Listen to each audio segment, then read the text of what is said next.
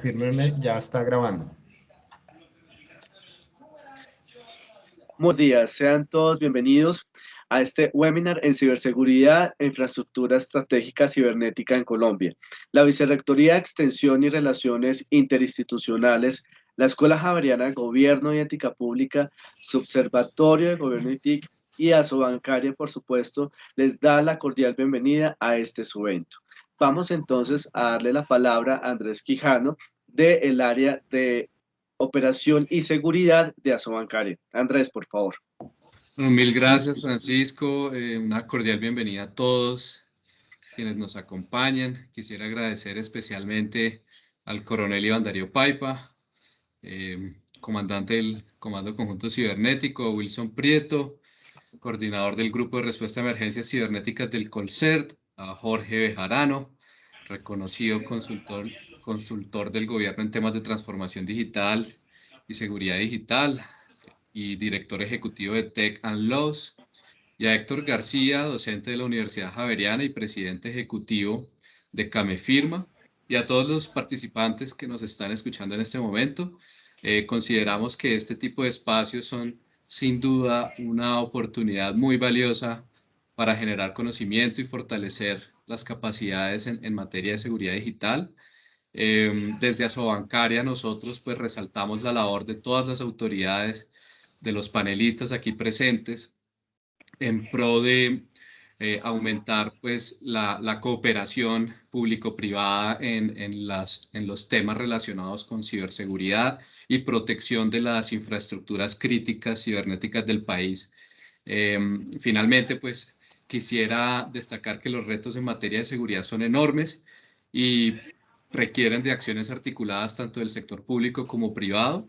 Y el llamado realmente es a que trabajemos con el mayor interés y dedicación y de manera coordinada en estos temas y en mejorar pues toda la colaboración y cooperación que pueda existir. Muchas gracias a todo el equipo del Observatorio de la Javeriana y a todos los panelistas y participantes de este webinar. Muchas gracias. Andrés, a ti muchas gracias por estas palabras de bienvenida. El webinar de hoy tendremos dos grandes espacios. Iniciaremos con una presentación de apertura por parte del representante del Comando Conjunto Cibernético y luego en el segundo bloque tendremos un panel de preguntas donde de manera interactiva vamos a conocer algunos de los principales aspectos de los invitados frente al tema propuesto. Vamos entonces a darle paso a nuestro moderador, al doctor Héctor José García Santiago. Él es abogado de la Pontificia Universidad Javeriana con especialización en Hacienda Pública, magíster en Derecho Administrativo en la Universidad de Rosario y en Derecho Informático y Nuevas Tecnologías de la Información y Comunicación de la Universidad Externada en Colombia.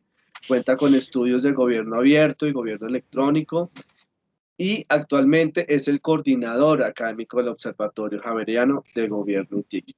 Profesor de posgrado en diferentes universidades nacionales e internacionales, miembro del Comité de Normalización en Seguridad de la Información de CONTEC, actualmente presidente ejecutivo de la Sociedad Cameral en Certificación Digital Camerfirma Colombia y miembro activo del equipo de expertos en Gobierno Electrónico, Contratación y Seguridad Digital en el Banco Interamericano de Desarrollo.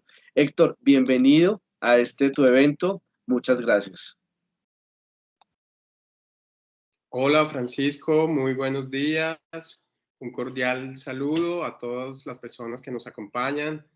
Un cordial saludo a Andrés, a Asobancaria, nuestro aliado en este panel. Y un especial saludo a nuestro panel de expertos que nos acompañan desde la Escuela Javeriana de Gobierno y Ética Pública y el Observatorio de Gobierno y TIC. Les damos la bienvenida. Hoy tenemos un tema muy interesante, como ya lo anticipó Francisco. Estamos hablando hoy sobre la ciberseguridad e infraestructura estratégica cibernética financiera, que es un tema sin duda de primera línea, y para ello tenemos a tres expertos en la materia, que ya también los mencionamos brevemente. Les voy a dar la bienvenida. Primero, Coronel Iván Darío Paipa, bienvenido. El coronel Iván Darío Paipa es administrador de empresas de la Universidad Militar Nueva Granada, con especializaciones en derechos humanos, docencia y defensa y seguridad. Es candidato maestrante en seguridad y defensa nacional de la Escuela Superior de Guerra, general Rafael Reyes, con más de 12 años de experiencia en el ámbito cibernético. Coadyuvó en la creación de la Unidad Cibernética de la Fuerza Aérea, el desarrollo de operaciones de ciberinteligencia, la creación del Centro de Monitoreo, Gestión y Respuesta a Incidentes de la Fuerza Aérea Colombiana y el Laboratorio de Entrenamiento y Simulación Cibernética, jefe de Estado Mayor y segundo comandante del Comando Conjunto Cibernético, coronel Iván Darío Paipa. Bienvenido, es un placer tenerlo en este panel. También otro de nuestros invitados es Wilson Prieto. Él es coordinador del Grupo de Respuesta a Emergencias Cibernéticas de Colombia, de Colcert, del Ministerio de Defensa Nacional. Es magíster en ciberseguridad y ciberdefensa de la Escuela Superior de Guerra e ingeniero industrial con certificaciones en creación y gestión de SER por la Universidad Carnegie Mellon y la Universidad León de España. Tiene más de 15 años de experiencia en ciberseguridad y la administración de infraestructuras tecnológicas en entidades tanto públicas como privadas en Colombia. Wilson, bienvenido. Es un placer también tenerlo hoy acá en este interesante panel. Y por último tenemos a Jorge Fernando Bejarano Lobo. Él es candidato a doctor en Ingeniería Informática de la Universidad Pontificia de Salamanca, España, especialista en Gobierno y Control de la Universidad Externado de Colombia, ingeniero de sistemas de la Universidad Católica de Colombia, catedrático en programas de posgrado, consultor del Banco Interamericano de Desarrollo y de la Organización de Estados Americanos en temas de transformación digital y seguridad digital y director ejecutivo de Tech and Law AIC SAS. Jorge, es un placer tenerte nuevamente con nosotros en este panel. Como ya lo mencionó Francisco, la metodología del panel se va a dividir en dos partes. Primero vamos a tener una primera sesión donde el coronel Iván Darío Paipa nos va a hacer una presentación y en una segunda parte vamos a abrir un panel de preguntas donde les vamos a hacer unas preguntas a nuestros invitados. Dicho esto, entonces le cedería la palabra al coronel Paipa para que por favor nos haga su presentación. Luego de ello haríamos un breve contexto y resumen para dar inicio con las preguntas. Dicho esto, por favor, coronel, bienvenido, muchas gracias. Tiene usted la palabra, por favor. Si nos ayudan con la presentación para que el coronel pueda empezar, les agradezco. Bienvenidos todos. Héctor, muchísimas gracias. Muy buenos días para todos.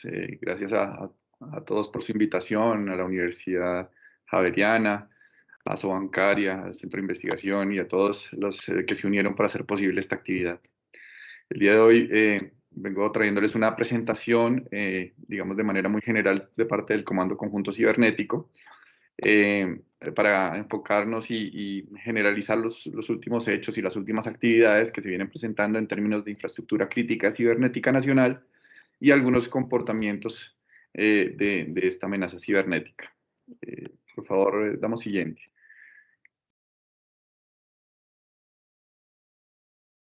Como ya les había manifestado, entonces, y gracias por la presentación, soy el teniente coronel Iván Darío Paipa Moscoso. Actualmente me desempeño como segundo comandante, jefe de Estado Mayor del Comando Conjunto Cibernético.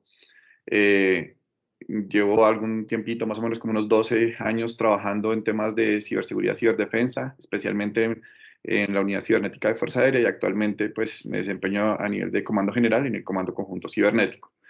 La charla que vamos a hacer, como les decía, infraestructura crítica cibernética versus el comportamiento de la amenaza en este mismo ámbito, como para tener una referenciación genérica. Vamos a empezar con una agenda. Siguiente, por favor. En esta agenda vamos a hablar de un poco de las autoridades aeronáuticas, las autoridades, perdóname, cibernéticas, la misión del SECOSI, las infraestructuras críticas cibernéticas en Colombia, digamos, hablar un poco del comportamiento de las amenazas cibernéticas en los últimos años, analizar un vector de ataque que se está generando, digamos que se está abriendo paso en nuestro país últimamente, y que, digamos, hace parte de otro componente denominado guerra híbrida, y pues haremos un cierre al respecto. Siguiente, por favor. Cuando hablamos de autoridades cibernéticas, recuerdan ustedes que el COMPES 3701 estableció desde su principio la creación de 3 entes que tendrían una funcionalidad en términos de cibernéticos.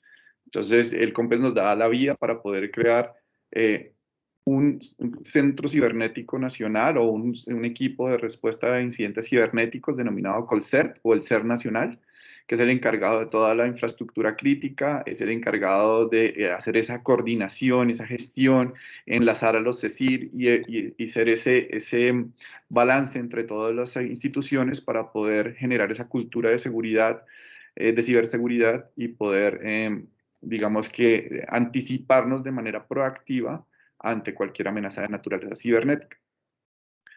La otra institución que se creó en este lado fue el Centro Cibernético Policial, encargado del tema de ciberseguridad ciudadana, o más allá de esto, en otros términos, es la investigación y judicialización de aquellas conductas delictivas o hechos punibles que se presentaran y que utilizaran para digamos, para su materialización el ciberespacio o activos informáticos y que pudieran afectar de alguna forma a la población de nuestro país. Y en términos generales, la tercera institución que se crea es el Comando Conjunto Cibernético, encargado de la ciberdefensa del país, es decir, la capacidad que tiene para mitigar cualquier ataque y poder responder ante esos ataques para proteger la soberanía nacional en el ciberespacio, la integridad territorial, etcétera, lo que nos establece el artículo 217 de la Constitución. Pero adicional a eso, y trabajando mancomunadamente tanto con el COLCER como el Centro Cibernético Policial, coayudar en la protección de las infraestructuras críticas cibernéticas y en el caso del SECOSI, particularmente aquellas que tengan una incidencia directa sobre la seguridad y defensa nacional. Es como todos estos nos dan todos los argumentos para poder trabajar en este sentido. Y en consecuencia con esto, hablamos aquí de la misión que tiene el Comando Conjunto Cibernético, que no es otra que ejercer la ciberdefensa, como ya se los había manifestado, y conducir operaciones militares cibernéticas en el ámbito estratégico que nos permitan hacer frente a cualquier tipo de amenaza. Y en esto se nos dan 2 líneas. Digamos, una línea que podríamos denominar ciberguerra, y otra línea que se podría denominar el apoyo a la protección a las infraestructuras críticas cibernéticas nacionales que tengan incidencia sobre la seguridad y defensa nacional. Entonces, recordarán ustedes que el Comando Conjunto Cibernético, por más de 6 años, 7 años, ha estado liderando algunas actividades de la creación y la conformación de los sectores estratégicos, de los catálogos de infraestructura crítica y demás, que ya más adelante lo vamos a ver, pero que finalmente ha permitido de alguna forma u otra empezar a establecer y sectorizar esos grupos, a segmentarlos de acuerdo a su funcionalidad y a su rol, y digamos que generar una integración de las infraestructuras para poder tener y ser un poco más proactivos al momento de hacer frente a una amenaza de naturaleza cibernética. Siguiente, por favor. En este mismo entendido, quiero manifestarles que, digamos, un atacante tendría o puede tener 2 líneas para que ustedes me entiendan. Una primera línea sería, hablando del tema de ciberguerra, como hacía la distinción ahorita, hablando de ciberguerra, un atacante, normalmente este atacante sería un APT por sus siglas en inglés, una amenaza persistente avanzada, que tendría 2 objetivos. Uno, las infraestructuras críticas cibernéticas nacionales, afectarlas para generar una crisis interna en el país y generar alguna ventaja a algún antagonista o alguna amenaza extrahemisférica. Pero esas infraestructuras críticas nacionales estarían enfocadas desde varios campos del poder: político, económico, militar, social, infraestructura y el mismo liderazgo. ¿Por qué? Porque si logran colapsar algunas de estas, seguramente van a generar una situación interna de ingobernabilidad, van a afectar muchos de los sectores, y esto va a hacer que genere ventajas competitivas y comparativas frente a una amenaza latente que quiera hacer uso de estas capacidades para poner en jaque a nuestro país.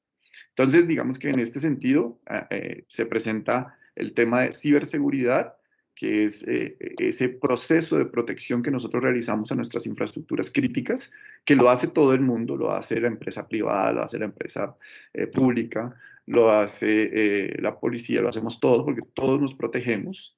Pero al mismo tiempo, digamos que aquí cuando ya entra a desestabilizar el término, en términos generales, la defensa y seguridad nacional a través de los componentes político, militar, económico, social, infraestructura y liderazgo, empieza a hacer frente o a entrar un tema que se denomina la ciberdefensa. Y es esa capacidad que tiene el Estado para repeler esos ataques y poder contestar a esos ataques. Más o menos lo mismo que pasa en los dominios tradicionales. Ahora bien, la siguiente línea estaría encaminada, como lo ven ustedes, hacia el lado izquierdo, cuando los atacantes lo realizan a través de, digamos que, a través de, o más bien, empleando delitos a través del ciberespacio. Entonces existen unos delitos que están tipificados y otros que seguramente estarán en camino de ser tipificados, que también pueden afectar a las infraestructuras críticas, o que también podrían influir directamente sobre ese ciudadano que está conectado a las redes, a los dispositivos y que hace sus transacciones comerciales y sus movimientos a través de dispositivos móviles. Y cuando el atacante hace eso y llega a este tipo de usuarios, pues digamos que lo que finalmente busca en la mayoría de los casos es una remuneración, o sea, lo hace por una finalidad netamente económica. Entonces puede ser que lancen un ransomware en contra de una institución financiera y posteriormente lo que hacen es cobrar una recompensa por eso. Algo así más o menos lo que pasó con el Colonial Pipeline en Estados Unidos, donde pues le cobraron una fuerte suma de dinero por recuperar toda su información y poder continuar con sus actividades. Eso, digamos, en algunos de los casos, y en otros casos, digamos que por reputación, que no se ve mucho, pero pues digamos que también es uno de los factores que juega, tiene clave ahí. Entonces, dependiendo, digamos que nuestras infraestructuras críticas están sujetas a varias líneas. Una puede ser en términos de un ciberdelincuente generando algún ataque a una infraestructura crítica y que le permita obtener alguna retribución económica. O la otra puede ser a través de amenazas persistentes avanzadas que afecten esta infraestructura crítica, pero con unos fines completamente diferentes, patrocinados por antagonistas o amenazas extrahemisféricas que puedan llegar a generar una desestabilización interna del país. Siguiente, por favor. Ahora bien, hablando o entrando un poco más en el tema de infraestructuras críticas cibernéticas, como les decía ahorita, desde el año 2016, incluso creo que antes, 2014 más o menos, empezaron a trabajar el Comando Conjunto Cibernético de la mano del Colser en la creación y la organización de los sectores estratégicos, del catálogo de infraestructuras críticas, la identificación de los activos de tecnologías de información, la catalogación de las infraestructuras críticas, etc. Y esto nos permitió llegar a varios puntos. El primero es que logramos definir que en Colombia existen 13 sectores estratégicos. Y esos 13 sectores estratégicos, digamos, si uno hace un poco el comparativo con otros países, son muy similares. En algunos tienen 13, otros tienen 12, otros tienen uno más. Por ejemplo, en el caso con Brasil, ellos tienen los mismos, salvo incluyen el tema de nuclear, que ellos están en ese desarrollo, nosotros no lo tenemos, pero digamos que hace parte de los mismos sectores que nosotros tenemos, estamos igual. A partir de esa sectorización, esa definición de los sectores estratégicos, se hace una catalogación de los riesgos y una catalogación para determinar cuáles son esos índices de criticidad y saber qué riesgos son qué sectores son más proclives al riesgo que otros. En ese sentido, se establecen, digamos, algunos, como ustedes lo ven ahí en la parte derecha, unas definiciones por colores, donde siendo rojo el más alto nivel de criticidad y bajo el verde el más bajo nivel de criticidad. Cabe aclarar que cuando se hace esto, más o menos en el 2017, digamos que esa fue la clasificación y la situación que se presentó. En este momento ha cambiado muchísimo. Por ejemplo, si ustedes se dan cuenta, el sector salud aparece ahí con un nivel de riesgo moderado, pero en 2020, con el tema de pandemia, el sector salud y protección social empieza a jugar un papel fundamental en el desarrollo de las infraestructuras críticas y en los sectores estratégicos.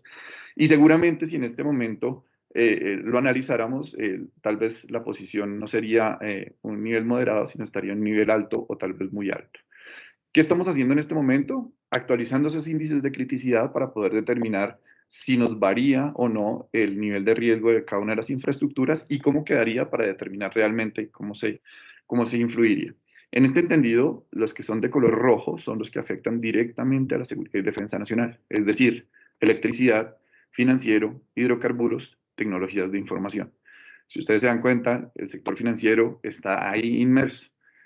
¿Qué pasa? Que la mayoría, por no decir todos, las infraestructuras cibernéticas del sector financiero y del sector bancario son privadas.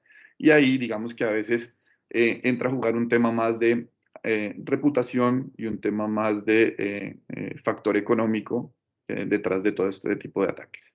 Entonces, esto para decirles, pues digamos, todo lo que se está haciendo, lo que se está trabajando y cómo está constituida nuestra infraestructura crítica cibernética en Colombia. Siguiente, por favor. En ese mismo trabajo que se desarrolló con Colser, con Policía, con Fiscalía y demás, se estableció lo que se denominó el Modelo Nacional de Gestión de Incidentes. Ese Modelo Nacional de Gestión de Incidentes, digamos que es la ruta que debemos seguir en dado caso que se presente. Entonces, digamos que o empecemos de la parte superior hacia abajo, y parte, digamos, de quienes nos comparten la información o quienes nos informan sobre un ataque, un incidente, un evento que se pueda presentar. En este caso, entonces, puede ser algún tipo CECIR que nos brinde la información, algunos propietarios de las infraestructuras críticas, cualquier input que nos diga y levante la mano y diga, oiga, me están atacando. Normalmente lo que se genera es un contacto directo a través del Colser, que es nuestro primer núcleo de contacto, a través de un informe de incidente cibernético. Ellos hacen un análisis preliminar y determinan si ese ataque o ese evento o ese incidente se está presentando sobre una infraestructura crítica cibernética nacional. Si es así y tiene implicación sobre la seguridad y defensa nacional, seguramente empezaremos a trabajar todos, Colser, Policía Nacional y Comando Conjunto Cibernético, pero desde el lado de la seguridad y defensa nacional. Pero si no llega a ser una infraestructura de este nivel, sino que llega a ser, digamos, alguna malware o ransomware que llegó a alguna plataforma tecnológica y es de una empresa del sector, digámoslo, medioambiental y es una empresa pequeña, digamos que no afecta tanto la seguridad y defensa nacional, entonces se empieza a manejar, digamos, a través de Colser y Policía, si es que así se requiere, y en ese caso se hace como ya habíamos hecho una clasificación del incidente, empezamos a determinar si se puede desarrollar un informe respecto a esto, es decir, si se puede hacer una denuncia o no se puede hacer una denuncia. Si sí, se realiza la denuncia con los entes correspondientes, que será Fiscalía o Policía, y desde ahí empieza el proceso de investigación y judicialización, que lo pueden hacer tanto los dos, tanto la DIJÍN como el CTI, para poder llegar a una conclusión. Si definitivamente no se puede hacer, entonces lo que se hace es digamos, una contextualización de la situación, una investigación preventiva, y se comparte la información con todas las infraestructuras para determinar ese comportamiento, es decir, cómo se dieron las cosas y poder tener, digamos que, una actitud proactiva ante una repetición de este evento. Siguiente, por favor. Entonces, teniendo en cuenta esto, uno miraría qué nos hace falta, qué tenemos y cómo está. Digamos que en este momento ustedes ven ahí al lado izquierdo la infraestructura crítica, los sectores, y en la parte interna ven al Colser, al Comando Cibernético, Comando Conjunto Cibernético y al CECIR de la Policía Nacional.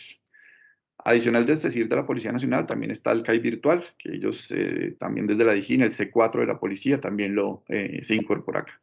Entonces, si algo llega a pasar a alguna de las infraestructuras, de alguna forma estamos involucrados todos para poder apoyar a mitigar ese impacto y dar una solución rápida que nos permita aplicar esos planes de continuidad de negocio y generar una resiliencia que, digamos que imposibilite o niegue en gran cantidad la afectación que nos querían hacer.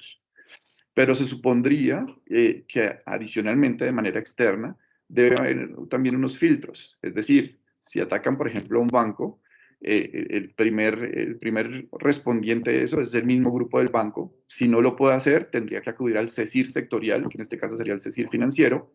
Si el CECIR financiero no lo puede o necesita algún apoyo, necesita algo más, entraría también, en este caso, Colser a apoyarlo. Y digamos que de manera paralela policía y nosotros para poder, digamos, empalmarnos y fortalecer. Lo que sucede en este momento es que no todos los sectores tienen un CECIR.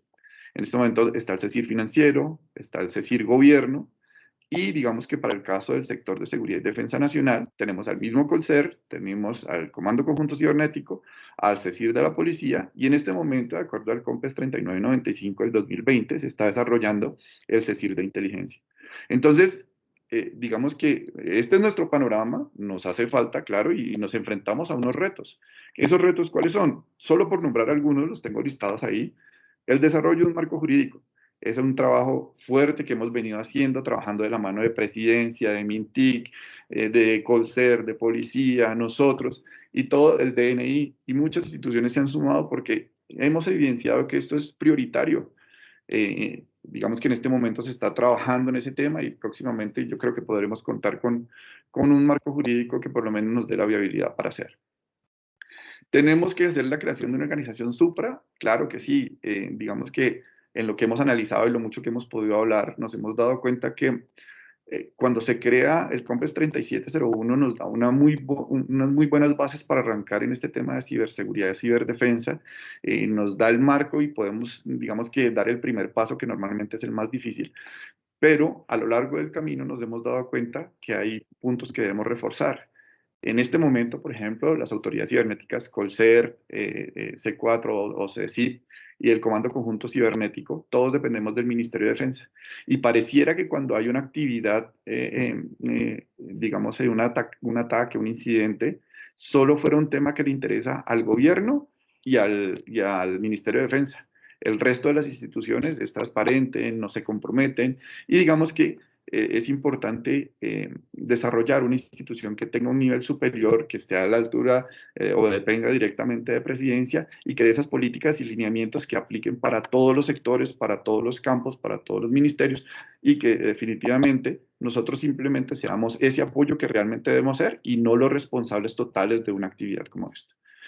Fortalecer los CECIC sectoriales, totalmente, como les estaba diciendo, en este momento solo tenemos los que les estoy mostrando en pantalla y necesitamos reforzar esos CECIC sectoriales. ¿Para qué? Para que cualquier ataque, cualquier situación o cualquier evento que se presente a nivel de las empresas de un mismo rol, pues se puedan materializar y se puedan generar de una manera mucho más fácil, se puede hacer un frente decisivo y oportuno teniendo el conocimiento y demás. Protocolos de respuesta. Digamos que algo de lo que hemos aprendido en los últimos meses y años es que debemos reforzar esos protocolos de respuesta y debemos ser mucho más organizados al momento de responder. Tal vez como uno no conoce la situación sino hasta qué le pasa, entonces cuando nos ha sucedido algunos incidentes hemos tratado de responder y a veces lo hemos hecho de manera más llevados por lo que yo creería que debe ser que por lo que está escrito. Entonces en esta misión, y ya nos va a hablar el doctor Bejarano, el ingeniero Bejarano que ha liderado, ya se ha metido un poco más en el rol de poder integrarnos, de poder mover, conocer el antes, el durante y el después, y para poder hacer esos protocolos mucho más eficientes y sobre todo esa comunicación mucho más fluida y sobre todo eficiente en términos generales. Focalizar los roles es otro de los retos que tenemos. Digamos que si ustedes ven ahí el gráfico, el Colser, el Comando Conjunto Cibernético y la Policía Nacional están dentro de las infraestructuras, pero también están fuera y a veces el rol se confunde en lo que deberíamos y no deberíamos hacer. Entonces, digamos que aquí es una situación de no ser juez y parte, sino digamos que tener como una correspondencia directa y saber a quién acudir en el momento que se debe hacer y por eso es importante hacerlo, uno. Y dos, pues saber quiénes son los responsables de las infraestructuras críticas, quiénes son los responsables de judicializar y hacer las cosas directamente para poder determinar responsables y atribuciones, y otro, quiénes son los encargados de responder ante una agresión de una amenaza extrahemisférica que pueda generar un desorden, una desestabilización a la seguridad y defensa nacional. Y por último, pues el intercambio de información, que eso es vital para todo y que lo estamos haciendo muy bien en este momento, pero que seguramente lo podremos hacer mejor. Siguiente, por favor. En ese orden de ideas, y ya hablando un poco del Comando Conjunto Cibernético, digamos que el apoyo que nosotros prestamos a las infraestructuras críticas en este momento es como ser otro anillo de seguridad. Entonces existen instituciones que tienen su propio SOC, que te están generando, pero adicional a eso nosotros integramos algunas, las plataformas tecnológicas de algunas empresas y algunos sectores que nos han, se han vinculado, digamos, de nosotros a través de memorandos de entendimiento, a través de convenios, y lo hemos podido hacer. En este momento, pues tenemos más o menos, son 17 empresas las que tenemos vinculadas en este momento, de las cuales algunas, la gran mayoría son del sector defensa, pues por obvias razones y por lo que nos corresponde a nosotros como Comando Conjunto Cibernético, la infraestructura crítica cibernética militar. Y adicional, como ustedes lo ven ahí, está el Comando General, la Dirección de la Armada, Fuerza Aérea, Ejército, está la Escuela Superior de Guerra, la Dirección General de Sanidad, TIMAR, bueno, etc. Y ahí tenemos integrados muchísimas cosas. Pero también tenemos algunas empresas del sector privado con las cuales, digamos, nosotros también apoyamos, como es Itaú, ISAGEM, XM, que nos han, digamos, que hemos venido apoyándolos y que básicamente lo que hacen aquí nuestros operadores es, una vez integrados sus plataformas y sus perímetros de seguridad o lo que ellos quieran que nosotros visualicemos, nosotros lo integramos acá, hacemos la revisión permanente, hacemos el monitoreo y en dado caso de encontrar algo, creamos el caso y bajo el sistema de ticketing empezamos a generar los tiempos pertinentes para que hagan la resolución de la vulnerabilidad que está expuesta o la situación que se está presentando. Y ya vamos también conociendo un poco el comportamiento. Este SOC que nosotros tenemos, que es el Centro Conjunto Cibernético, está, digamos, integrado con el CECIR Américas, tiene la certificación del FIRST y estamos trabajando de manera directa con ellos para poder cruzar información de manera oportuna, pero adicional a eso también estamos integrando los 12 países que hacen parte de la Junta Interamericana, perdóname, del Foro Iberoamericano de Ciberdefensa, que son casi todos regionales, y iberoamericanos tenemos a España y Portugal. Entonces, todo ese cúmulo de información es lo que estamos poniendo a servicio de todas las infraestructuras críticas para ser mucho más proactivos y anticipativos ante cualquier situación. Existen solicitudes, estamos trabajando, en este momento queremos integrar a Ecopetrol, a EPM, a la registraduría, incluso el DANE también nos llegó solicitud. Estamos en ese trabajo, la idea es poder integrar cada vez más, pero pues ustedes saben que esto requiere de mucho trabajo, de mucha dedicación y sobre todo de voluntades para poder hacerlo. Siguiente, por favor. ¿Qué vemos nosotros, digamos, en el comportamiento de los últimos 3 años? Estos son los casos que de pronto nosotros hemos podido crear de acuerdo a lo que hemos visto, pero digamos que ha sido creciente en términos generales. Definitivamente el tema pandemia fue un dinamizador de la creciente de los incidentes, eventos. Muchas empresas tuvieron que generar VPNs, generar los canales, facilitar los accesos para que sus empleados pudieran trabajar desde casa y pudieran tener acceso y poder continuar con el rendimiento. Y esto pues hizo que finalmente se digitalizara casi que nuestro modus vivendi, incluso nuestra economía y demás, y hacia acelerar ese proceso de entrada en tecnología. Y esto pues conlleva, perdónenme, a tener, digamos, amenazas, incidentes y eventos con mayor proporción, pues porque estamos en el día a día de esta situación. Sin embargo, pues digamos en lo que vamos corrido, el último dato que tenemos es de octubre de 2021, que es la linecita verde. Noviembre y diciembre no está cargado, por eso está en ceros, pero pues digamos que ese es el comportamiento. Ha ido creciendo, esperemos a ver cómo se presenta en noviembre, diciembre, pero creería que va a tener un comportamiento promedio estable. Sin embargo, aquí somos como de picos, ¿no? Llevamos un comportamiento estable, se presenta alguna situación, se disparan los ataques, se para la situación, vuelven y disminuyen y vuelve y se mantiene como ese nivel. Así es más o menos como el comportamiento que nosotros tenemos en este momento en cuanto a casos que se han presentado de amenazas cibernéticas a plataformas. Obviamente aquí lo que les estoy mostrando solo está integrado en las plataformas que nosotros que tenemos integradas, pero seguramente el sector financiero, el sector bancario va a ser exactamente lo mismo, va a tener, a pesar de que digamos que ellos tienen otro, o más bien ustedes como sector financiero, tienen otro, ¿cómo lo diríamos? Otro atacante interesado, que en este caso serían aquellos que van detrás de generar algún beneficio económico y demás. Dentro de los eventos más frecuentes que hemos podido detectar en nuestras redes está el escaneo de puertos. Están completamente automatizados, en otros casos lo hacen de manera secuencial, periódica, para poder determinar esas vulnerabilidades y esos espacios, esas brechas de seguridad por la cual puedan ingresar. Intentos de SQL injection, cross-site scripting, intento de denegaciones de servicio. También se ve el tema de phishing, a pesar de que en el sector financiero bancario ha disminuido un poco el tema, pero todavía se sigue presentando, incluso el smishing, que es lo del mensaje de texto. Entonces, también se sigue presentando. Los ransomware han tomado mayor importancia. Si ustedes se han dado cuenta, pues tuvimos unas novedades hace poco, incluso acá, nuestra Universidad Javeriana también. El DANE también fue objeto de lo mismo. Entonces, digamos que es una condición que se está volviendo mucho más repetitiva. Y en el caso de ustedes como entidades financieras, pues la suplantación de dominio que están creando constantemente para hacer que personas incautas o personas que no tienen mucho dominio del manejo de las plataformas bancarias acceden y pues regalan sus datos, pierden su información y pues eso tiene implicaciones en términos económicos y financieros. Siguiente, por favor.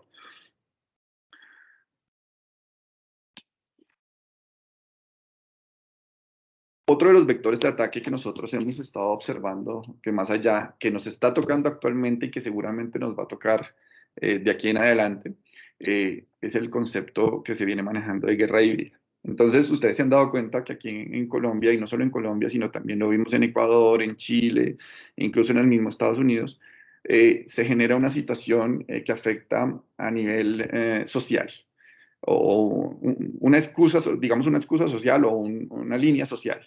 Esa línea social se convierte en un movimiento, ese movimiento se convierte en algo mucho más grande, se empieza a generar una protesta social alrededor de esto, requiere la participación de la fuerza pública de manera presencial, en sitio, para poder contrarrestar estas situaciones o poder volver a la normalidad.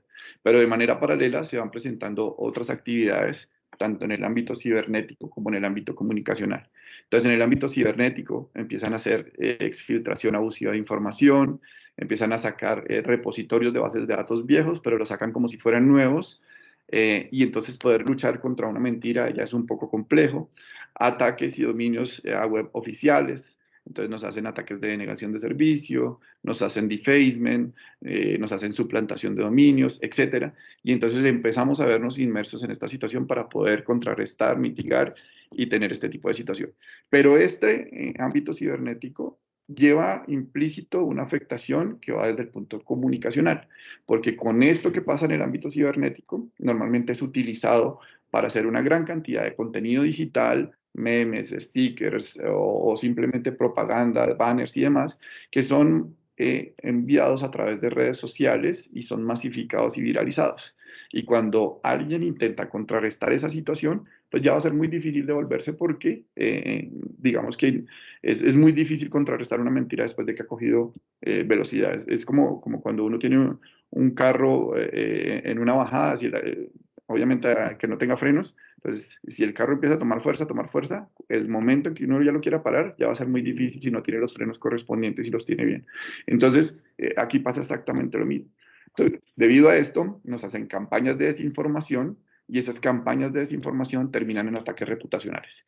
Y esto, a su vez, se convierte en un caldo de cultivo para, digamos, incendiar aún más a aquellos manifestantes que ya dan ese paso de la protesta social a hacer actos vandálicos y empiezan a generar daños a la infraestructura física del país, incluso hasta las mismas personas que están alrededor de ellos. Entonces, digamos que esto se nos convierte en un nuevo vector de ataque, pero que finalmente se trae a colación porque el motor principal de esto es la información que viaja a través del ciberespacio. Es la información que se viraliza y que se utiliza para poder hacer este tipo de cosas. Veíamos cómo estas campañas de desinformación, estos fake news y estos ataques reputacionales se viralizaban en minutos, y podría que una fuerza o una institución sacara un mensaje comunicacional diciendo, mire, esto no es falso, esto es falso, perdón, la verdad es esta y demás. Y pues digamos que eso no tenía tanto eco porque los otros estaban siendo movilizados a través de bots, de trolls y una cantidad de cosas, dinamizadores de este proceso informático y en redes sociales, que pues digamos que ponía en jaque, que hacía desestimar la participación de uno y otro. Entonces digamos que esto, para concluirles, que una vez sale una mentira va a ser mucho más difícil volver a la normalidad, y en el común denominador de la gente va a quedar la mentira como verdad. Y ahí quiero retomar la frase que decía Winston Churchill, y la siguiente, y con esto termino, es que decía Winston Churchill, mientras la mentira da la vuelta al mundo, la verdad apenas se está poniendo los zapatos. Siguiente, por favor. Y digamos que eso es lo que nos está pasando en este momento. Bueno, tal vez parafraseé lo que dijo Winston Churchill, pero es esto, una mentira puede darle la vuelta al mundo antes de que la verdad tenga la oportunidad de ponerse los pantalones. Entonces, a eso es lo que nos estamos enfrentando, eso es lo que viene. No significa que porque se está dando esta situación se vayan a dejar dando los ataques cibernéticos o los incidentes o los eventos que se han venido dando en los últimos años. Pero digamos que esta es una variación que también debemos considerarla, que también tenemos que ponerla a consideración y que seguramente puede pasar. Recordaba en estos días que hace algunos años, y me disculpan si hay alguien acá de la vivienda, pero alguien una vez, hace unos años, salió en un mensaje, escribió o a través de una llamada, dijo, oiga, saquen el dinero de la vivienda que la gente se está retirando porque hay problemas internos en financieros y demás. Toda la gente se agolpó a los bancos, empezó a retirar dinero de forma masiva y casi lo quiebran. Entonces, esta es la forma bueno, finalmente a la persona la capturaron, la judicializaron por pánico financiero y demás, pero digamos, lo importante acá y lo que traigo a colación es cómo una mentira nos puede desestabilizar y afectar nuestras infraestructuras críticas. Muchísimas gracias y quedo atento a cualquier pregunta. Coronel Iván Darío Paipa Moscoso, muchas gracias. Ha sido muy ilustrativa la exposición, creo que nos ha dado un panorama general muy interesante sobre todas estas autoridades cibernéticas que hoy convergen en nuestro país, que están haciendo un esfuerzo importante para atacar este flagelo de la ciberdelincuencia. Muy interesante también lo que como nos comenta y como cierra, que esto es un tema dinámico, esto no es un tema donde uno fije unas pautas o unas políticas y ya se quede estático, sino todo lo contrario, es un tema que convoca a estar permanentemente en innovación y en un trabajo conjunto. También me parece muy interesante los retos que se tienen para actualizar esos niveles de riesgo en esos sectores críticos como es el financiero, el desarrollo de ese marco jurídico que es tan importante para el país, la creación de esa organización supra, también fortalecer esos CECID sectoriales, que ya el CECID financiero o el sector financiero ya ha avanzado de manera importante, pero necesitamos que otros sectores se sumen en la creación de esos CECID, incluso en los temas de educación, como ya hemos visto, no estamos exentos también estos flagelos de la ciberdelincuencia, los protocolos de respuesta, en fin, Coronel Paipa, ha sido una exposición maravillosa, muy interesante, que nos ha dejado un panorama completa muy importante. Usted empezaba con el COMPES 3107, ya este año se cumplen 10 años de ese COMPES que tenía como objetivo fortalecer precisamente las capacidades del Estado para enfrentar las amenazas que atentan contra la seguridad y la defensa en el ámbito cibernético, pero también tenemos otras dos políticas públicas, recordemos el COMPES 3854 del año 2016 y el COMPES 3595 de 2020, que sin duda pues han hecho y han fortalecido la estructura en materia normativa y de política pública del país. En el derecho interno también debemos recordar lo que se han introducido una serie incluso de tipos penales con la creación de un nuevo bien jurídico tutelado como lo fue la protección de la información y de los datos. No obstante, seguimos teniendo preocupación en esta materia ya que según datos recientes, un 43% de los casos reportados se gestionaron sin que se llegara a instaurar una denuncia ante la Fiscalía General de la Nación, lo que significa una ausencia todavía y una deficiencia en la judicialización de este tipo de delitos.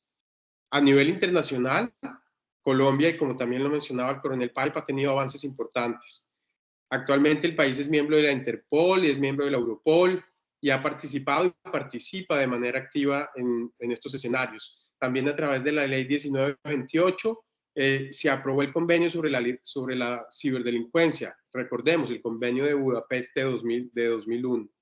Y desde el 2015, el número de países de la región que se han adoptado o que han adoptado una estrategia de ciberseguridad sigue creciendo. Sin embargo, como ustedes lo vieron y como lo mencionaba el coronel Paipa, Colombia es uno de los países que está liderando la batalla contra la ciberdelincuencia. Hay un documento muy importante que debe conocer muy bien el doctor Bejarano, que es el modelo de madurez de la capacidad de ciberseguridad para las naciones, que es la base de los estudios regionales de la Organización de Estados Americanos y el Banco Interamericano de Desarrollo, que tiene un reciente informe de 2020. Este modelo, y en este modelo Colombia tuvo un buen desempeño y tuvo un buen resultado. Y precisamente la nueva política de seguridad digital, el COMPES 3995 de 2020, apunta a fortalecer aún más estas capacidades de todas las partes interesadas para identificar, gestionar, tratar y mitigar estos riesgos de la seguridad digital, al punto que Colombia, además de estas autoridades cibernéticas, crea el Comité de Seguridad Digital liderado por esa Coordinación Nacional de Seguridad Digital como ese ente máximo para tratar estos temas intersectoriales y, por supuesto, como lo mencionaba el coronel Paipa, la importancia de los CECID financieros y los CECID en general de todos los sectores, y también el CECID de las Américas, que en este intercambio de información entre estados vamos a poder también tener un apoyo y una base para seguir haciéndole frente a este flagelo tan complicado que es la ciberdelincuencia. Coronel Paipa, mil gracias. Vamos entonces a dar apertura o a seguir con nuestro segundo espacio, que ya son preguntas puntuales que les vamos a hacer a nuestros invitados. Entonces, con esta maravillosa exposición del coronel Paipa y con la contextualización que se ha realizado, voy a hacer la primera pregunta, que la quisiera hacer al ingeniero Wilson Prieto. Ingeniero, ya lo presenté, bienvenido, muchas gracias por acompañarnos nuevamente, es un verdadero placer tenerlo con nosotros. Le hago la siguiente pregunta. ¿Cómo ha sido la experiencia de la ciberseguridad de la infraestructura crítica cibernética en pandemia, que como lo mencionaba el coronel Paipa, ha sido un potencializador de todos estos delitos? ¿Y cómo se enfoca eso en esta etapa de reactivación económica? Por favor, ingeniero, bienvenido, tiene usted la palabra. Muchas gracias. Bueno, buenos días a todos. Gracias por la invitación nuevamente a este espacio de ciberseguridad e infraestructura estratégica cibernética en Colombia. De acuerdo a su consulta, de acuerdo a su pregunta, digamos que esto nos ha cambiado un poco el panorama a nivel nacional. Bueno, y obviamente internacional.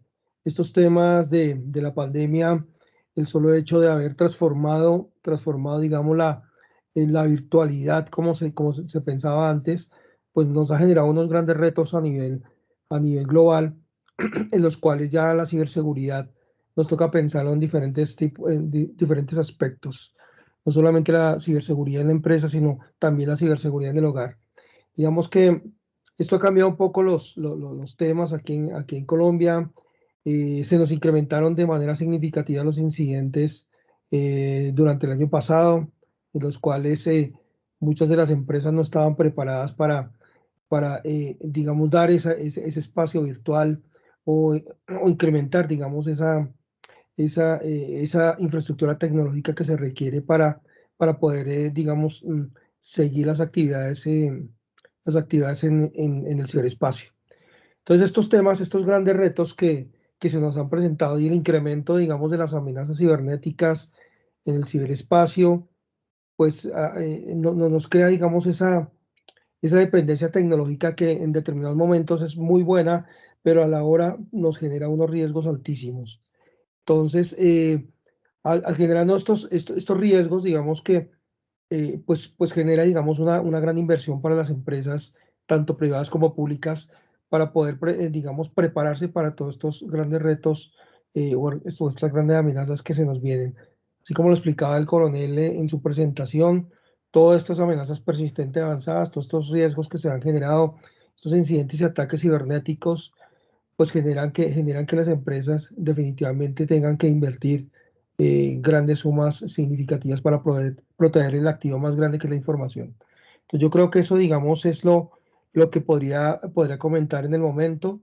Obviamente la exposición del coronel fue muy amplia y digamos que eso es lo que hemos venido trabajando durante estos años. Perfecto, ingeniero, muchas gracias por esa respuesta. Ahora le voy a trasladar otra pregunta al coronel Paipa, y es, coronel, ¿cuál ha sido la experiencia con los participantes del grupo intersectorial para la protección de consumidores financieros? Bueno, es una pregunta interesante. La verdad es que a pesar, como decía ahorita, la mayoría de las empresas del sector financiero son privadas. Entonces, normalmente, a pesar de que se acercan mucho, a pesar de que hay mucha conexión con ellos, a pesar de que hablamos permanentemente y que generamos esos espacios, a veces es difícil cuando se presenta alguna situación. Y quiero ser puntual en esto. Por ejemplo, a comienzos de este año tuvimos una situación con una entidad financiera. Encontramos una vulnerabilidad que tenía y algo que estaba pasando en el momento. Intentamos socializárselo a ellos les llamó la atención, reunimos el grupo técnico de ellos, el grupo técnico de nosotros. Nos fusionamos, empezamos a trabajar en el tema y al final, pues digamos que lo que veíamos era que la empresa en cierta forma estaba protegiendo en términos de su imagen reputacional, porque a la vez esto traía consigo una situación económica que podría generarse. Entonces, digamos que aquí lo que uno busca y lo que uno quiere y lo que finalmente hicimos fue no intentar afectar la imagen reputacional de las empresas del sector financiero, sino conocer los interrogantes básicos de un evento, el qué, el quién, el cómo sobre todo, para poderlo socializar en las demás empresas del mismo sector y que finalmente eso sirva como una mejor práctica, de tal forma que no se va a poner en riesgo la imagen corporativa o la imagen institucional de una empresa o de un banco o de una entidad financiera, sino que se va a generar es el conocimiento pertinente frente a un hecho relevante que pudo afectar su plataforma y que le puede servir a las demás entidades del mismo sector para poderlo funcionar. Entonces, digamos que lo hemos manejado muy bien, incluso con Colser hemos trabajado muy bien en el tema, apalancándonos en ese tema para poder trabajar de la mejor forma y llevar a feliz término cualquier situación o evento que se pueda presentar. Pero es supremamente pertinente, importante y sobre todo fundamental tener ese trabajo coordinado. Si no, créame que, y no solo en el sector financiero, sino que en todos los sectores. Y por eso últimamente hemos venido trabajando no solo nosotros acá, sino que desde Presidencia y todos los entes que están aquí interesados porque tengamos las mejores respuestas y seamos lo más eficientemente posibles al momento de hacer frente a una situación de estas. Gracias, coronel. Totalmente de acuerdo, es un trabajo conjunto entre todos los sectores, todos los actores, y es un trabajo incluso, como mencionaba, tanto a nivel nacional como internacional, porque esto es una defensa permanente contra este flagelo que es la ciberdelincuencia. Le voy a dar paso ahora a nuestro siguiente invitado, ya vuelvo con nuestros otros dos invitados, pero le voy a dar paso a Jorge Bejarano. Jorge, es un placer tenerte nuevamente en estos espacios de la universidad, de la mano con Asobancaria. Quisiera hacerte la siguiente pregunta. Sé que el tiempo es uno de los inconvenientes en estos paneles, por eso paso a hacerte la pregunta de manera inmediata. Entonces, en materia de política pública, Jorge, y teniendo en cuenta esa experiencia que estás teniendo con la presidencia y de tratar de coordinar a todos estos actores también alrededor de un marco jurídico y de todas estas y diferentes autoridades cibernéticas, hablemos un poco de las políticas públicas que mencionaba ahora y que también mencionaba el coronel Paipa. Y es en materia de políticas públicas, ¿cuáles son las tendencias más importantes y los alcances que debería tener un marco normativo de la próxima era para la defensa de las infraestructuras críticas en el sector financiero? Jorge, bienvenido, tienes la palabra. Gracias a la Escuela Javeriana de Gobierno y Ética Pública por la invitación, a ti, Héctor, especialmente por estar facilitando este espacio y por la invitación, por supuesto. Bueno, tremenda pregunta, ¿no?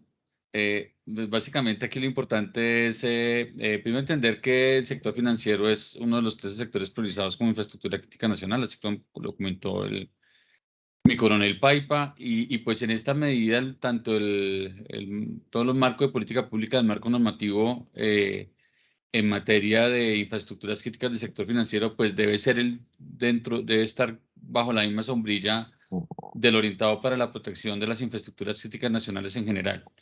Y eso es importante porque también tenemos que distinguir que existe un marco normativo para infraestructuras críticas, o digamos, siempre se hace una recomendación de contar con un marco normativo para infraestructuras críticas. Ahí tenemos un reto que tenemos que superar a través de una iniciativa de orden legislativo que tenemos que promover, que no ha tenido algunos inconvenientes, pero tendremos que, digamos, volverlo a poner sobre la mesa.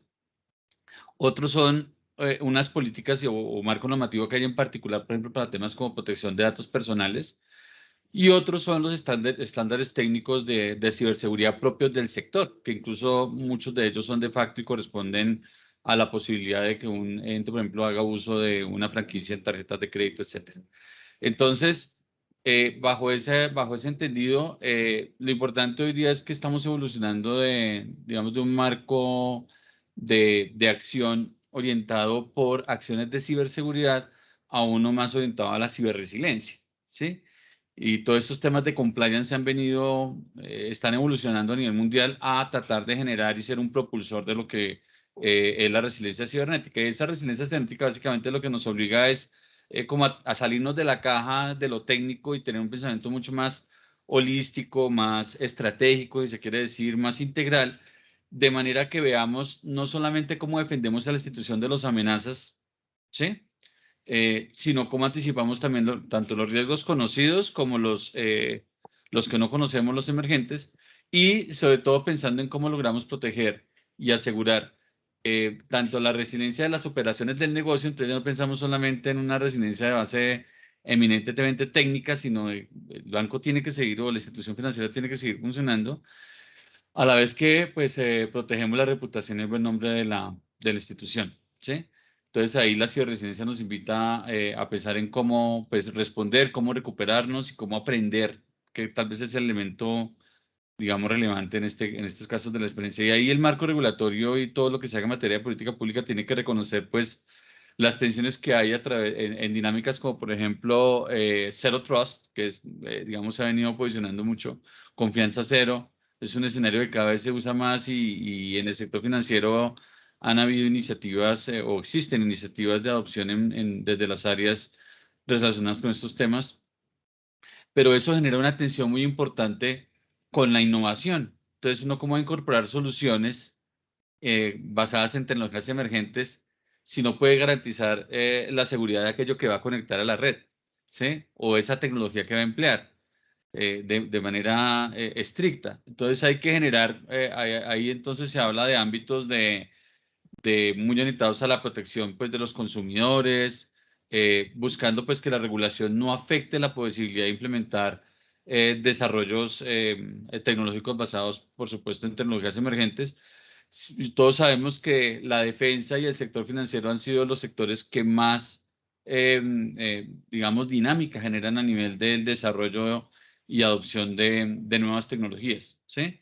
Entonces, en resumen, un marco normativo en estos temas tiene que, primero, cambiar la perspectiva, cambiar de una perspectiva centrada en el mero cumplimiento, eso de las listas de chequeo y todo eso, que definitivamente eso no necesariamente funciona, a una aproximación centrada en riesgos, y que los países en general adopten una visión sistémica donde se vea cuál es el impacto de adoptar una política de infraestructura, por ejemplo, de protección de infraestructuras críticas, con la posibilidad de hacer uso de tecnologías emergentes, con los mecanismos, por ejemplo, de protección en materia de protección de datos personales, de protección del consumidor y todo este tipo de cosas que, digamos, cada vez a veces generan una tensión muy importante para quienes deben cumplir esas obligaciones en materia de regulación, que tienen que estar viendo muchos instrumentos pues para poder cumplir, ¿sí? Entonces se les vuelve pues un tema muy complejo tratar de cumplir todos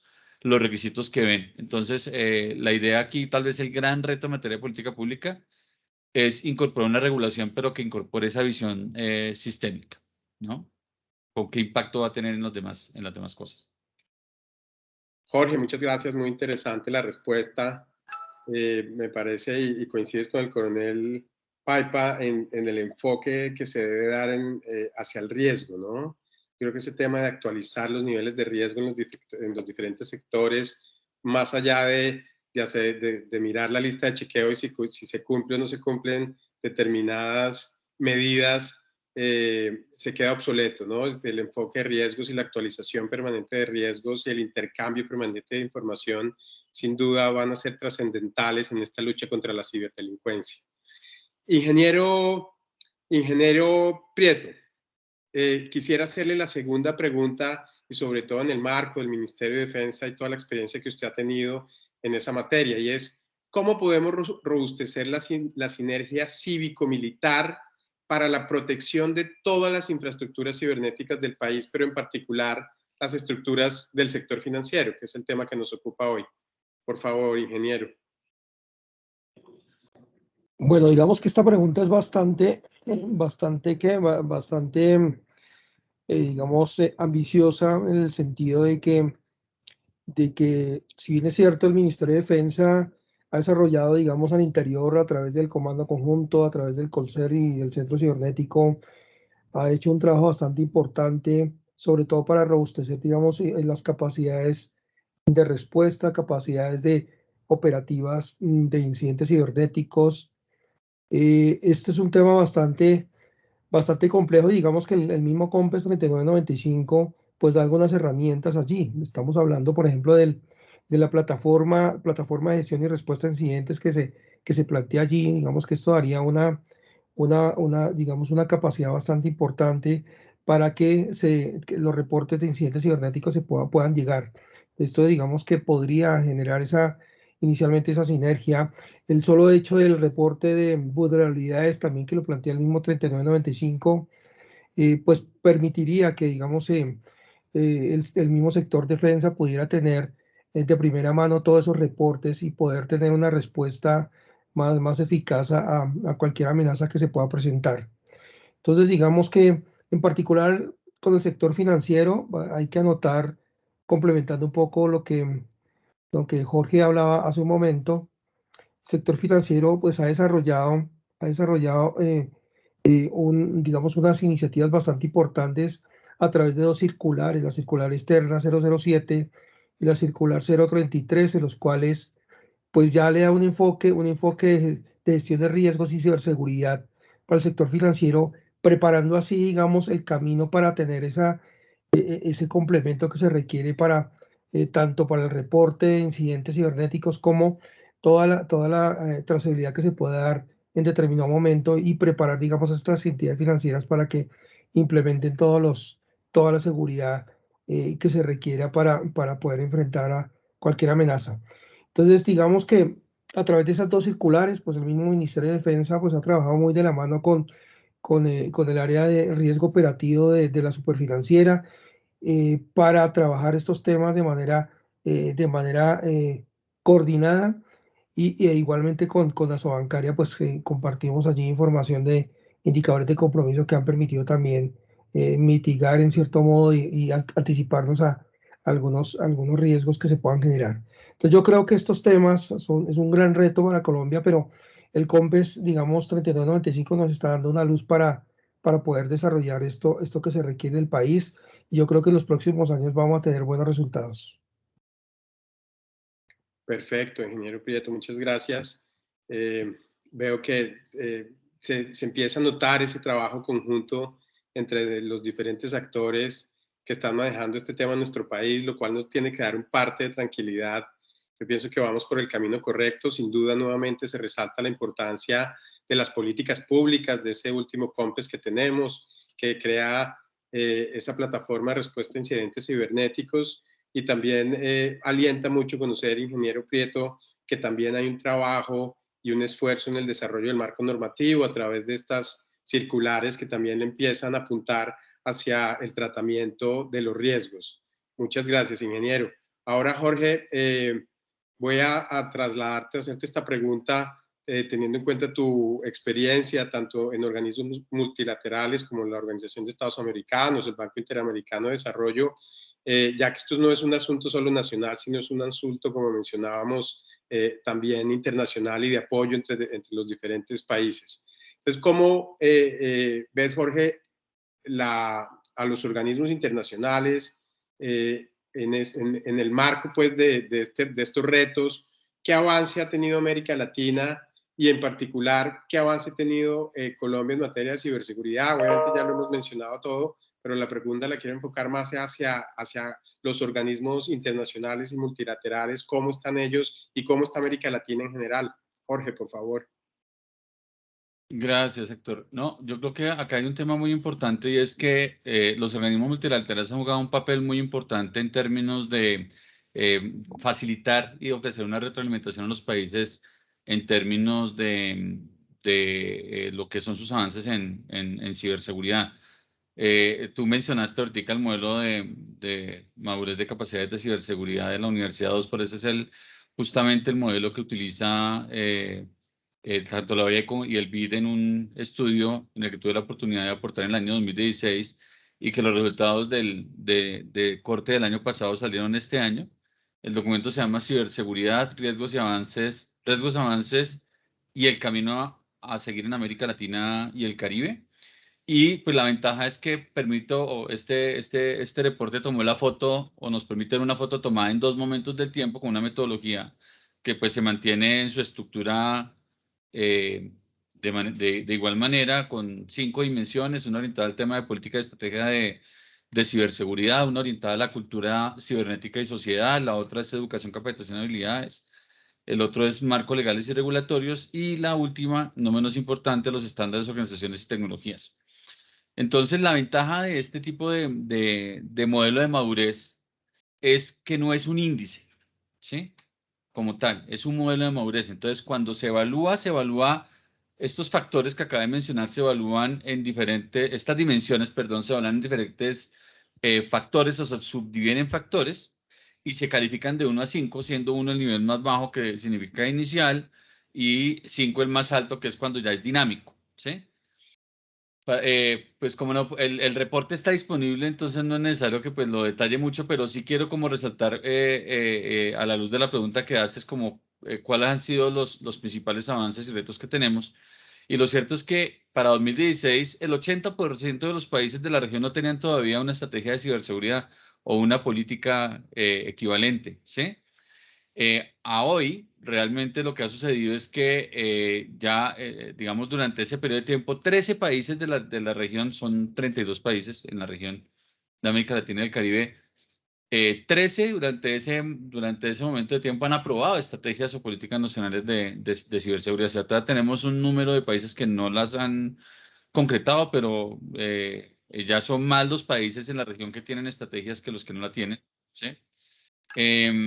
Y lo cierto es que ha habido un avance, comparando la foto 2016, hay un avance en relación con lo que se pudo ver en 2020. Aún así, lo cierto es que muchos de estas dimensiones, si se ponderan, todavía están en niveles del orden entre 1 y 2, o sea, entre inicial y formativo, ¿sí? Y lo que se ve es que hay países que tienen, en la mayoría de los casos, avances muy importantes en algunas de las dimensiones, pero todavía están rezagados en otras, ¿sí? Por ejemplo, a nivel regional, lo que se ve es que el tema del marco legal y regulatorio, por ejemplo, en la mayoría de los países evaluados está muy desarrollado, pero el salto más significativo en la región se dio en una dimensión que es la de estándares, organizaciones y tecnología, que es muy importante, pues, como instrumentación para todo esto, ¿sí?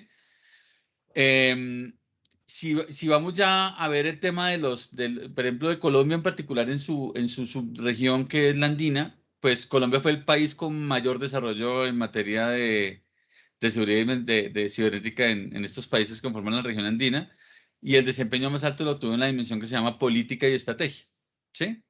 Y también en cultura y sociedad, donde también tuvimos un desempeño muy importante. Y en general los retos, y los vamos a tratar de factorizar conforme establece el informe que estamos comentando, pues lo que vemos es que tal vez el reto más grande tiene que ver con los temas de cooperación a nivel interno o local, como a nivel internacional, y sobre todo involucrar a todas las partes interesadas. Es muy difícil sacar el diálogo de los actores del gobierno, digamos en general, y es importante fortalecer la vinculación, como bien lo decían mis colegas del panel, con otros actores, fortalecer aún más la cooperación con el sector privado, fortalecer el diálogo con las comunidades técnicas, con las ONGs, ¿sí? Para poder fortalecer esos temas. También es necesario pues contar con más datos, necesitamos compartir mucha más información con protocolos como el que bien explicaba mi coronel Paipa, y también lo que se ha venido haciendo con liderazgo del Colser, el trabajo que ha hecho el ingeniero Wilson y su equipo, aún siendo tan pequeño, es absolutamente sobresaliente, y ya hay un marco de confianza a nivel nacional que se ha facilitado gracias a los resultados de esta instancia de coordinación. Entonces, en general lo que vemos es que los países tienen que seguir avanzando en estas actividades de preparación, que hay que tener en cuenta que como ya se dijo en varias oportunidades, el panorama de amenazas está cambiando todo el tiempo, ¿sí? Y por lo tanto, necesitamos seguir poniendo esto en agenda de alto nivel y sobre todo asignando recursos técnicos y financieros, y sobre todo de capital humano, pues que permitan materializar las acciones que se requieren en este tema. Es básicamente, esos son como los grandes retos que tenemos. Perfecto, Jorge, muchas gracias. Creo que ha sido muy clara la respuesta. Por tema de tiempo voy a seguir con las preguntas. Quisiera hacerle esta pregunta al coronel Paipa. Coronel, ¿cómo podemos robustecer perdóneme, y le hago esta que ya se la había hecho al ingeniero Ríos, pero es que quiero trasladárselo a usted también, y es cómo podemos robustecer esa sinergia cívico-militar para la protección de esas infraestructuras cibernéticas del país y sobre todo la del sector financiero. Gracias.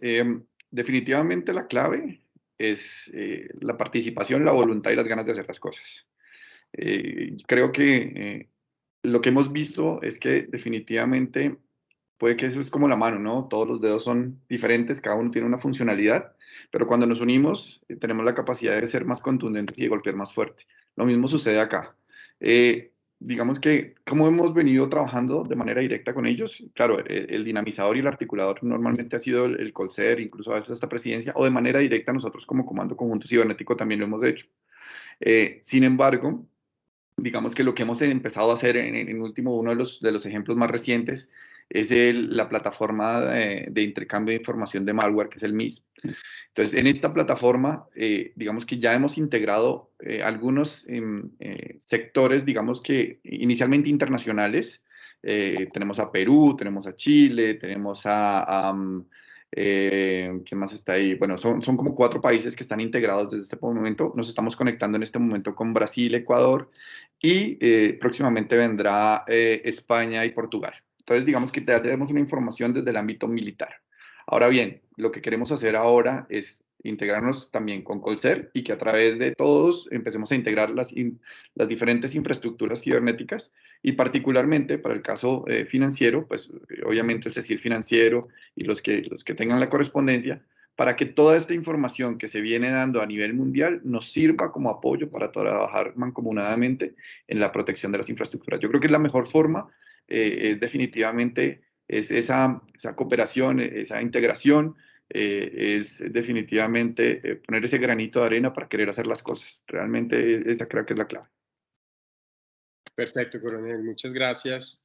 Sin duda, esa integración y esa cooperación entre los diferentes actores, tanto a nivel nacional como internacional, es clave para esta lucha conjunta. No es una lucha individual, sino es una lucha de todos.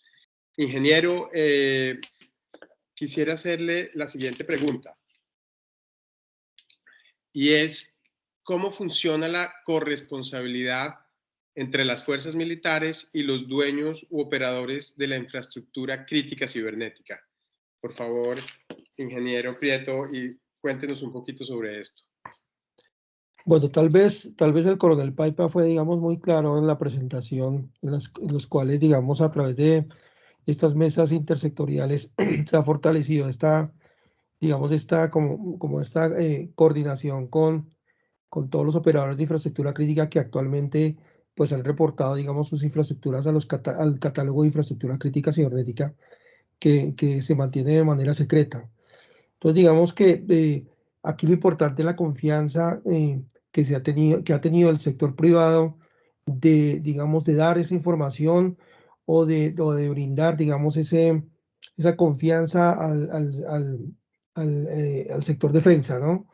Porque pues no es fácil, digamos, en Colombia es un poco, digamos, la organización que tiene a nivel nacional, el solo hecho de que las tres instancias estén en el Ministerio de Defensa, pues es un poco diferente a todo lo que se ve a nivel internacional.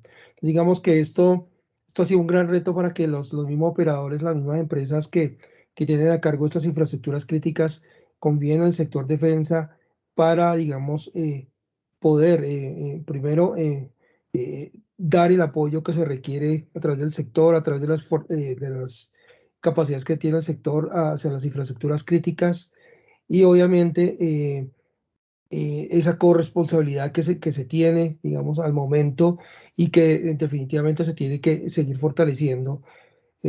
Porque pues no todas las empresas que tienen infraestructuras críticas en Colombia, pues digamos que se tiene actualmente la información. Entonces, lo ideal en algún momento es que tengamos completamente ese catálogo de todas las infraestructuras críticas y podamos trabajar de verdad de manera más fortalecida estos temas y que definitivamente los operadores de infraestructura crítica pues puedan seguir teniendo esa confianza que tiene el sector defensa. Entonces, yo creo que se ha hecho un buen trabajo. Sin embargo, en los próximos años, como lo decía anteriormente, es un gran reto lograr que todas las empresas que tienen infraestructuras críticas en Colombia pues puedan entregar en cierto modo la información y que se tenga, digamos, ese catálogo para tener ese nivel de criticidad que pueda tener el país en determinado momento y poder responder ante una amenaza cibernética que podría afectar la seguridad nacional.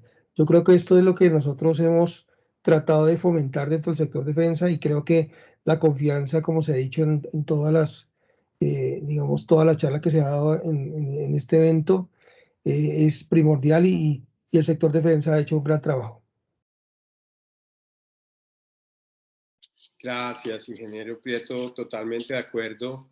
Esto no es un tema de ego, sino esto es un tema de lograr una participación mancomunada y de que abramos también y todas esas entes que manejan catálogos de información y de infraestructura crítica, pues tienen que abrirse y compartir esta información para que entre todos apoyemos y luchemos contra la ciberdelincuencia. Totalmente de acuerdo. Jorge, quería hacerte esta pregunta. Con eso ya terminamos. Sé que tienes otra reunión ahora mismo. Ya nos hablaste un poco de ese estudio de la Organización de Estados Americanos y del Banco Interamericano de Desarrollo, donde Colombia sin duda está muy bien parado. Pero quisiera hacerte esta pregunta, y es cómo orientar esfuerzos para que Colombia siga liderando en la región estos temas de ciberseguridad, que no bajemos la guardia, sino que sigamos siendo esa punta de lanza y podamos seguir mostrándonos como un país referente en materia de ciberseguridad. ¿Qué crees que tiene que hacer Colombia y el Estado y sus instituciones para seguir liderando a nivel regional los temas de ciberseguridad? Gracias, Héctor. No, primero que todo, quiero aprovechar la pregunta para hacer pues, un reconocimiento público que es muy importante, como lo hice ahorita al Colcer, a todas las instancias que manejan los temas de ciberseguridad y ciberdefensa del país, porque realmente han hecho un trabajo extraordinario, sustentado en estos pilares que han dado las políticas, pero las políticas por sí solas no generan un cambio. Es el compromiso de los colaboradores, la solidez de las organizaciones, de las instituciones, pero sobre todo ese compromiso por hacer país lo que realmente materializa los logros que ha tenido Colombia. También hay que reconocer que en la región hay países que están en este momento haciendo unos esfuerzos muy importantes y que están ahí, digamos, también empujando los temas. El caso de Uruguay y Chile son casos muy, muy importantes, con los cuales además, especialmente con Chile, tenemos una relación muy cercana, tenemos un convenio de cooperación bilateral muy interesante, a partir del cual hemos podido cubrir algunas cosas, pero ya para contestar específicamente la pregunta, creo que el gran reto lo tenemos en la implementación del modelo de gobernanza, ¿sí? O sea, ese tema de tener un modelo a través del cual podamos vincular las múltiples partes interesadas, que este tema salga de las discusiones normales al interior del gobierno, donde ya se ha fortalecido muchísimo la coordinación, muchísimo. O sea, lo que teníamos hace unos años no se compara con lo que tenemos hoy día, pero necesitamos vincular más actores a un modelo de gobernanza efectivo, tener la posibilidad de disponer más recursos para la implementación. Sí, la pandemia nos digitalizó mucho y todo eso, pero también con eso han venido más riesgos, como ya se ha comentado, pero también la seguridad digital implica pues hacer inversiones, contar con equipos, entonces necesitamos tener más recursos para implementar las acciones. El tercer tema que tendríamos que trabajar muy fuertemente es fortalecer la instrumentación de carácter normativo. Definitivamente necesitamos tener una ley de ciberdefensa y ciberseguridad o de seguridad digital como lo hemos adoptado en Colombia, que fortalezca aspectos como el reporte de incidentes, que fortalezca los mecanismos de interacción con el sector privado. Al sector privado no le podemos generar obligaciones a través de un decreto, por ejemplo. Entonces necesitamos, sí, fortalecer la confianza como lo hemos hecho, pero también tener instrumentos de carácter legal que sustenten esa protección, sobre todo de las infraestructuras críticas cibernéticas. Y finalmente, y no menos importante, el posicionamiento internacional.